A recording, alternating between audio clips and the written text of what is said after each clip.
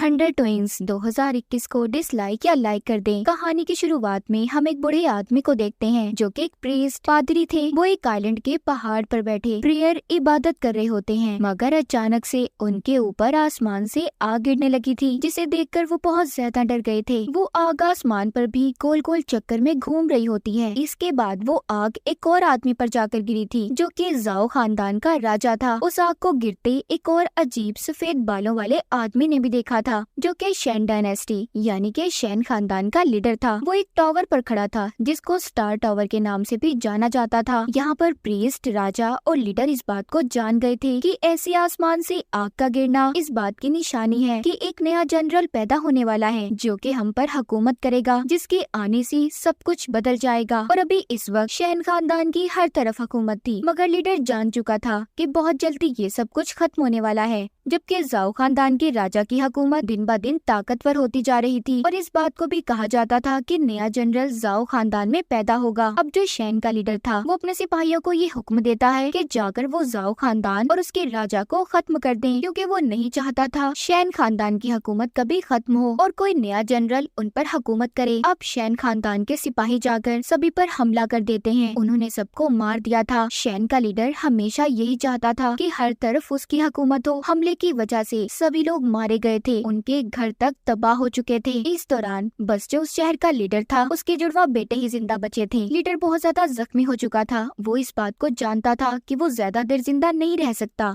इसीलिए उसने अपने उड़ने की ताकत को अपने जुड़वा बेटों में से एक को दे दी थी। यहाँ पर शैन खानदान का लीडर भी पहुँच गया था और आकर उस लीडर को मार देता है। उसका इरादा उस लीडर के जुड़वा बच्चों को भी मारने का था, क्योंकि वो जानता था कि इन्हीं में से एक नया जनरल बनेगा। मगर तभी यहाँ पर प्रीस्ट आ जाते हैं जो हमने कहानी के शुरू में देखे थे और शैन के लीडर को ऐसा करने से रोकते हैं। उनके दरमियान में लड़ाई हो गई थी। वो दोनों लड़ते लड़ते एक अलग दुनिया में पहुंच जाते हैं। इस लड़ाई में शैन का लीडर काफी जख्मी हो चुका था, जिस वजह से वो वहाँ से चला जाता है। उधर दूसरी तरफ हम जाओ खानदान के राजा को देखते हैं जो उन जुड़वा बच्चों के पास आ गए थे। जब वो आकर देखते हैं तो उनका सारा शहर तबाह हो चुका था। उधर प्रीस्ट भी आ गए थे। प्रीस्ट राजा से कहते हैं कि तुम ही वो इंसान हो जो इन दोनों बच्चों की देखभाल करोगे, क्योंकि मैं जानता हूँ एक दिन इन दोनों बच्चों में से ही कोई एक जनरल बनने वाला है जिसकी हर जगह पर हुकूमत होगी। वहाँ पर प्रीस्ट ने दोनों बच्चों के नाम भी रख दिए थे, जिनमें से एक का नाम लीजेन और दूसरे का नाम हुआन था। इसके बाद सीन बदलता है और हमें 18 साल बाद का वक्त दिखाया जाता है। हम लीजेन को देखते हैं जो बड़ा हो गया था और अपने घर की छत पर खड़ा नकली पंख लगाकर उड़ने की कोशिश कर रहा था। उसे सब देखकर परेशान थे और उसका मजाक भी बना रहे थे, क्योंकि लीजेन अक्सर ऐसी हरकतें करता रहता था। वो उन सबको गुस्से से जवाब देता है और ये कहता है कि एक दिन मैं जरूर उड़ूंगा,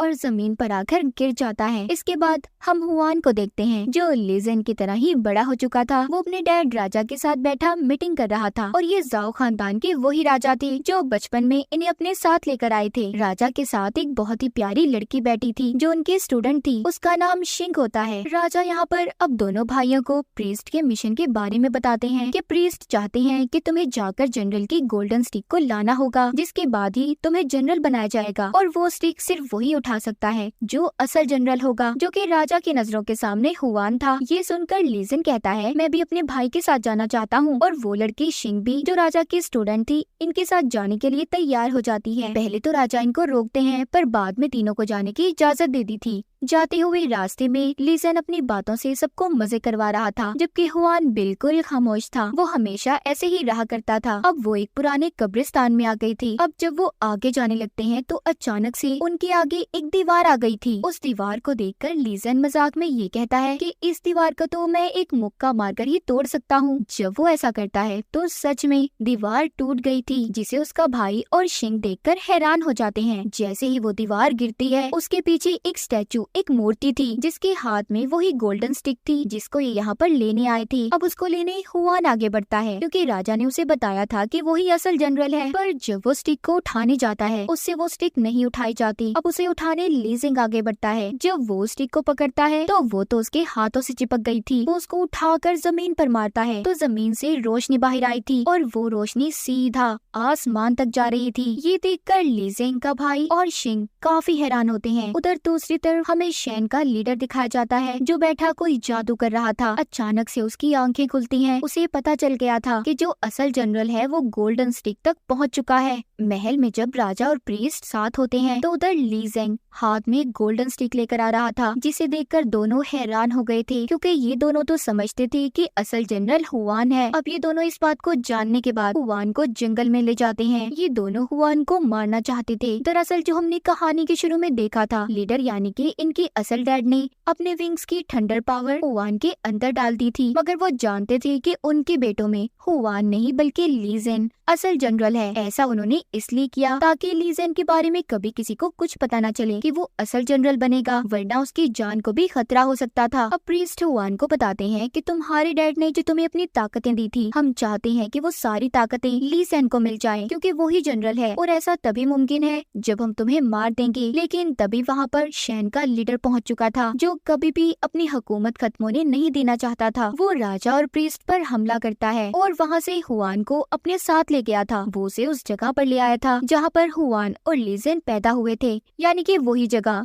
जिसको इसी शैन के लीडर ने अपने सिपाहियों के साथ तबाह करवाया था। यहाँ पर वो हुआन की याददाश्त को उस वक्त में ले जाता है जब वो पैदा हुआ था और साथ ही उसे ये भी बताता है कि तुम्हारे मॉम डैड को किसी और ने नहीं बल्कि तुम्हारे सौतेले डैड ज़ाओ खानदान के राजा ने मारा था, और ऐसा उसने इसलिए किया क्योंकि वो जानता था कि तुम दोनों भाइयों में से एक जनरल होगा। ये सुनकर तो हुआन बिल्कुल टूट चुका था कि जिस राजा को अब तक उसने डैड की तरह समझा, उसने उनके असल मॉम डैड को मार दिया। शैन का लीडर अपनी चाल में कामयाब हो चुका था। अब वो हुआन से कहता है कि जो ताकतें तुम्हें तुम्हारे डैड ने दी थी उन्हें बाहर लाने की कोशिश करो, तभी तुम ज़ाओ खानदान के राजा से बदला ले सकते हो। ये सब जानने के बाद हुआन भी अब बदला लेने के लिए तैयार था। उधर ली ज़ेंग प्रीस्ट से कहता है कि आपको मुझे लड़ना सिखाना होगा ताकि मैं अपने भाई को जाकर बचा सकूं। दूसरी तरफ शैन का लीडर हुआन को ऐसी जगह पर बिठा देता है जहां पर बैठकर उसकी वो ताकतें वापस आ सकती थी जो उसके डैड ने दी थी। उधर ली ज़ेंग भी हवा में उड़ता प्रीस्ट के साथ उनकी आइलैंड पर जा रहा था। उसके साथ शिंग भी थी। उसके जाने का मकसद था ताकि वो प्रीस्ट से लड़ने की ट्रेनिंग ले सके। वो आकर अब अपनी ट्रेनिंग करना शुरू करता है। जब वो सब कुछ सीख रहा था, इसी दौरान उसे खबर मिलती है कि उसके डैड यानी कि ज़ाओ खानदान के राजा को हुआन ने अगवा कर लिया है, क्योंकि वो अपने मॉम डैड का बदला लेना चाहता था। अब ली ज़ेंग अपने डैड को बचाना चाहता था, मगर प्रीस्ट उसे जाने से रोक देते हैं और कहते हैं कि अभी तुम ठीक तरह से नहीं सीखे, तुम्हारी जान को खतरा भी हो सकता है। मगर ली ज़ेंग किसी भी तरह अपने डैड को बचाना चाहता था। अब खैर प्रीस्ट मान जाते हैं और उसे जाने की इजाजत भी दे दी थी। जाते हुए प्रीस्ट उसे एक गोल्डन ड्रैगन फ्रूट भी देते हैं जो उसके अंदर ताकत को बढ़ाने में मदद देगा। वो कहते हैं कि अगर तुम किसी मुश्किल में हो तो तुम इस फल को खा लेना। उधर दूसरी तरफ हम राजा को देखते हैं जिसको हुआन मार रहा था। जब वो राजा को अपने हथियार से मारने ही वाला था तो वहाँ पर ली ज़ेंग आ जाता है और अपनी गोल्डन स्टिक से हुआन को दूर करता है और साथ ही ये भी कहता है कि तुम्हारे पास जो हमारे डैड की दी हुई ताकतें हैं उसे तुम्हें मुझे देना होगा। मगर हुआन जो कि कुछ भी नहीं समझना चाहता था क्योंकि वो शैन के लीडर के कंट्रोल में था। यहाँ पर इन दोनों भाइयों के दरमियान में लड़ाई शुरू हो गई थी। हुआन ली ज़ेंग को मारने वाला था मगर रुक जाता है क्योंकि उसके अंदर अपने सगे भाई को मारने की बिल्कुल हिम्मत नहीं थी, इसीलिए वो वहाँ से चला गया था। अब हुआन स्टार टावर पर जाकर शैन के लीडर को बताता है कि वो ली ज़ेंग को मारने में नाकाम रहा। इस बात पर उस लीडर को बहुत गुस्सा आ गया था।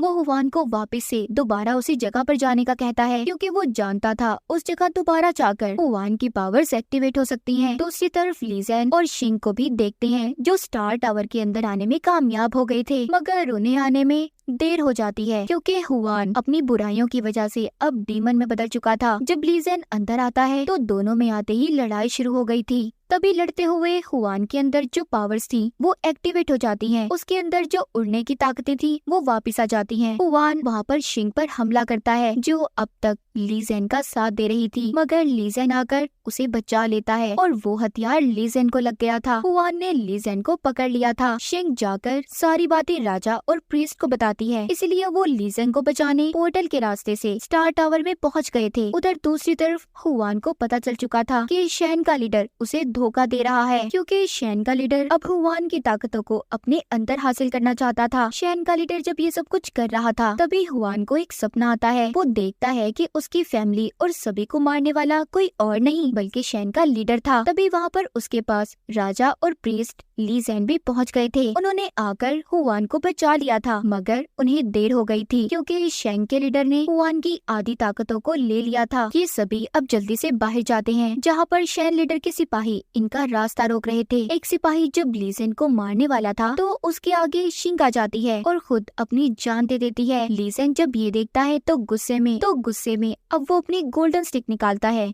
जिससे उसने सभी सिपाहियों को मार दिया था। उधर शैन के लीडर के पास आसमान को तबाह करने की ताकत आ चुकी थी। वो आहिस्ता आहिस्ता उस तूफान को आसमान की तरफ बढ़ा रहा था। प्रीस्ट जब ये देखते हैं तो ली ज़ेन और हुआन को ये सब रोकने का कहते हैं। अब हुआन ली ज़ेन का हाथ पकड़कर आसमान की तरफ लेकर जाता है, क्योंकि उसके अंदर उड़ने की ताकत आ चुकी थी। अब आसमान पर जाने के बाद उसने अपनी सारी ताकतों को ली ज़ेन को दे दिया था। सब कुछ खोने के बाद हुआन नीचे गिर जाता है और उस तूफान से टकरा गया था जो आसमान की तरफ बढ़ रहा था। इसी वजह से उसकी मौत हो जाती है। ये देखकर ली ज़ेन बहुत दुखी होता है। उसे गुस्सा आ गया था। वो यहाँ पर अपना ड्रैगन फ्रूट का इस्तेमाल करता है, जो कि उसे प्रीस्ट ने दिया था। उस फल को खाते ही वो बहुत ज्यादा ताकतवर हो जाता है। उसने उस तूफान को रोक दिया था। प्रीस्ट और राजा जान चुके थे कि एक नया और अच्छा जनरल वापिस आ गया है, जिससे चाइना अब दोबारा पुरअमन बनने वाला था, क्योंकि शैन के लीडर और उसकी हुकूमत अब खत्म हो चुकी थी। ली ज़ेन ने इस लड़ाई में अपने भाई और शिंग को तो खो दिया था, मगर अब वो जुल्म के खिलाफ लड़ने के लिए तैयार था। उसने बुराइयों को खत्म कर दिया था। और इसी के साथ इस मूवी की कहानी यहीं पर खत्म हो जाती है।